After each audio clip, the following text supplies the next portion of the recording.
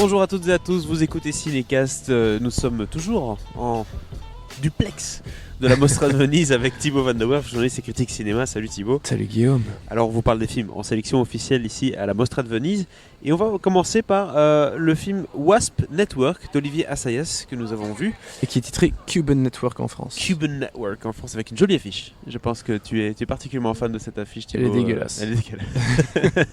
Avec un casting quand même 5 étoiles il faut le dire, hein. Penelope Cruz, Edgar Ramirez, on a ta petite chérie Ama de Armas. Anna de Armas. Anna de Armas, c'est pas Ama. C'est vrai. Dans le film, elle s'appelle Ama. Et Wagner Moura. Et Wagner Moura, tout à fait. Qui est. Et qui est Plata o Plomo. Tout à fait. Dans la série Narcos, c'est bien ça? De Netflix. Tout Voilà. à fait. Je n'ai pas vu. Oui, je sais, je n'ai pas vu la série Narcos. Alors, de quoi parle ce film? Il parle en fait de Cubains qui sont partis de la Havane, donc sont partis du pays, pour rejoindre les États-Unis, en Floride plus particulièrement, pour travailler dans des associations cubaines qui visent à libérer Cuba par des actions, je vais peut-être pas dire terrorisme, mais en tout cas ça a des volontés d'aider d'abord la population, éventuellement de répandre des messages, bref, de saboter un petit peu le gouvernement à distance. Ouais. Mais ce sont des actions terroristes, même s'ils essayent de ne jamais avoir de victimes voilà, humaines. Ils sont pas non plus c'est plutôt hardcore, du dégât matériel qu'ils veulent exactement. Et donc du coup, ces gens-là, une fois qu'ils sont aux États-Unis, parfois certains d'entre eux vont commencer à devenir des informeurs, on appelle ça, ou des informateurs, informer, du FBI et des autorités américaines, parce que forcément ça les intéresse de savoir un peu ce qui se trame à Cuba.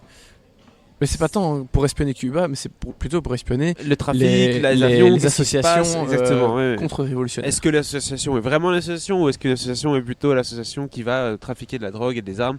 Voilà, donc ça c'est tout l'importance du film et le sujet du film. Oui, parce qu'il y en a plusieurs des associations contre-révolutionnaires et elles font pas toutes le même business exactement. Exactement. Je propose qu'on parle du film. Alors, vous l'avez compris peut-être au synopsis, ça parle un peu de plusieurs sujets différents, c'est pas toujours très clair. Non, c'est globalement un sujet. En tout cas, c'est ce que l'histoire, la trame principale raconte, cette histoire-là. Mais la mauvaise surprise, c'est que c'est mal expliqué, ou en tout cas, c'est mal mis ensemble, monté, on peut dire. Et donc la compréhension du film est assez complexe, hein. Je pense que certains n'ont toujours pas compris quel était le Wasp Network, le fameux titre du film, à la fin du film, ce qui est quand même dommage. Mais disons qu'il y a deux gros problèmes. Le premier, c'est que c'est très mal écrit. Et le second, c'est que c'est hyper mal monté. Oui, c'est vrai. J'ai rarement vu un film aussi mal monté de ma vie. À un niveau pareil, on parle quand même d'Olivier Assayas, un réalisateur qui c'est pas un débutant, il a de l'expérience, il a des moyens derrière lui. Enfin, c'est produit par Orange, par France Télé, je pense. Enfin, oui, il y a beaucoup de producteurs. Je veux dire, c'est quelqu'un qui en général réunit des moyens quand même. Et puis même, il a l'expérience dans le cinéma. Faire un montage pareil, c'est scandaleux. C'est vraiment scandaleux, il n'y a rien qui fonctionne. Et surtout le scénario, c'est une histoire qui a un potentiel immense, parce que vraiment c'est intéressant, cette histoire de Cubains qui quittent leur pays, qui vont essayer de faire des actions pour le libérer. Mais en même temps, il y a aussi une question d'agents doubles, d'agents cubains qui sont envoyés aux États-Unis pour infiltrer les groupes contre-révolutionnaires. Je veux dire, il y a un énorme potentiel pour faire une histoire géniale.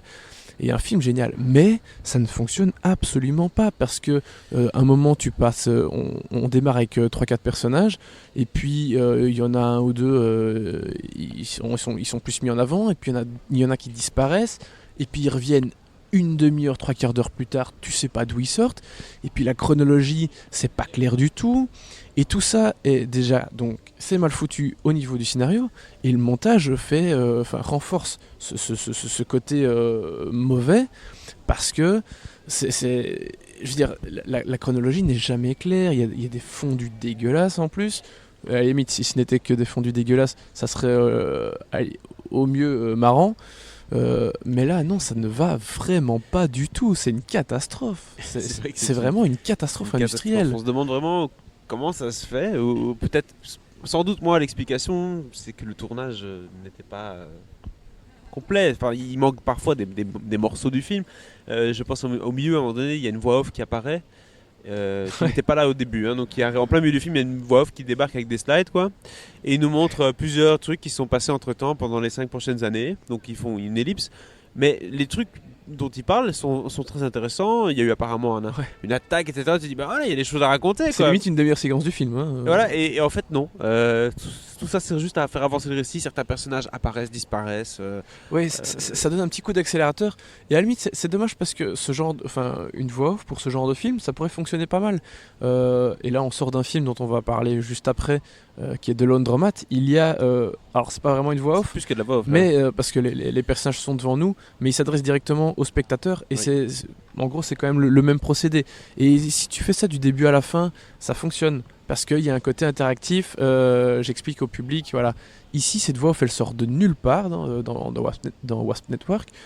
Alors que si elle avait été là dès le début, peut-être que, tu vois. Et si c'était un personnage précis qui parlait, ça fonctionnerait. Ici, c'est vraiment une voix off qui sort de nulle part. Elle arrive après 1h15 de film, 1h30. Ouais, et puis il y en a une deuxième encore un peu plus tard dans le film. Sur un film d'1h50, ça va pas, quoi. Et heureusement pour les acteurs, il n'y en a aucun qui est mauvais dans le film.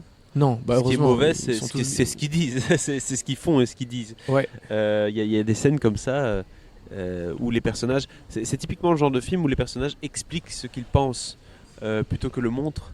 Il y a plusieurs scènes comme ça où, par exemple, c'est « Ah papa, tu n'es pas un traître alors ?» enfin, et t'es là « Oui mais attends, t'es pas obligé de le dire, on a compris. » Il y a plein de choses comme ça, très évidentes, très lourdes. Et grossières dans la manière de faire. Je crois que c'est grossier, tout à fait. Je pense que c'est ça. C'est très très très très laborieux. Et vraiment, je comprends pas qu'un gars comme Olivier Assayas fasse un truc pareil, quoi. Parce que je veux dire, il doit bien voir. Il est pas con, le gars. Il voit bien que son montage est pas bon. Au moins ça. Qu'il soit confiant dans son scénario, à la limite, très bien. Même si je pense qu'il y a des erreurs, des problèmes flagrants. Mais le montage, tu dois voir, quoi. Oui. Ou alors, voilà, à un moment, il s'est résigné, il s'est dit, bon bah. Je peux rien y faire, voilà. On avance, quoi. Mais alors, quand tu vois que ton montage est pas bon, tu t'engages d'autres monteurs, tu essaies de faire quelque chose, tu coupes, tu fais plus court, tu trouves des solutions. Regarde, Ad Astra, ils ont eu 4 monteurs différents, on l'a déjà dit. Et à la fin, ça tient la route. À la fin, ça tient la route. Il y a des problèmes, voilà, mais ça tient la route. Ici, ça tient pas la route une seconde. Je veux dire, allez, non, ça tient la route vaguement pendant 20-30 minutes, et puis après, c'est terminé. Au-delà de la ça se barre en couille totale. Du montage qui est pas terrible, c'est les transitions entre chaque séquence qui sont vraiment très très très directes. Ça me faisait un peu penser comme si vous preniez une page Wikipédia, vous savez les pages où il y a des lignes pour chaque moment de la vie de la personne, et vous faites des scènes pour chaque moment de la vie, et puis vous les mettez ensemble. Ouais, et puis il n'y a aucun lien entre les deux du coup. Il s'est marié avec un tel, mais le lendemain il a fait ça. Et t'es là, ouais mais attends, mais donc du coup... pourquoi? Il n'y a aucune explication, on passe juste la Havane, Miami, le truc, le bazar, Puerto Rico. Et t'es là, mais à la fin, mais où est-ce qu'on est? Qu'est-ce qu'on fait? Je ne sais pas. C'est une séquence de moments qui sont compilés dans un film. Ouais. Et c'est pas des sketchs, donc c'est même pas drôle. Et le pire, c'est que l'histoire est même pas hyper compliquée dans l'absolu, mais c'est tellement mal monté qu'à un moment, c'est pas anormal de perdre un peu le fil, tu vois. Donc bon, voilà. Donc vous l'avez compris, Wasp Network, c'est clairement pas notre favori de la Mostra de Venise. On se demande même pourquoi. C'est le pire film que j'ai vu à Venise. Et ça m'emmerde profondément parce que je fondais beaucoup d'espoir dessus. Et là, non, immense déception. C'est vrai que t'étais assez excité. Et plus qu'une déception, c'est juste mauvais de chez mauvais, quoi. C'est très mauvais. Voilà. N'allez pas voir le Wasp Network quand il sort chez nous. Ça me faisait vraiment penser, tu sais, les films Netflix parfois un peu low budget qui peuvent sortir. Je me suis dit, on dirait que c'est ça. Ouais. Bon, qu'est-ce qu'on lui donne comme note? Eh ben, pas d'étoile. 0. 0 étoile, tout à fait. Écoutez, nous on reste ici à Venise, en tout cas surtout Thibaut. Donc restez au courant, allez sur cinews.be pour lire ses articles et écouter nos différents podcasts. À très bientôt. Au revoir.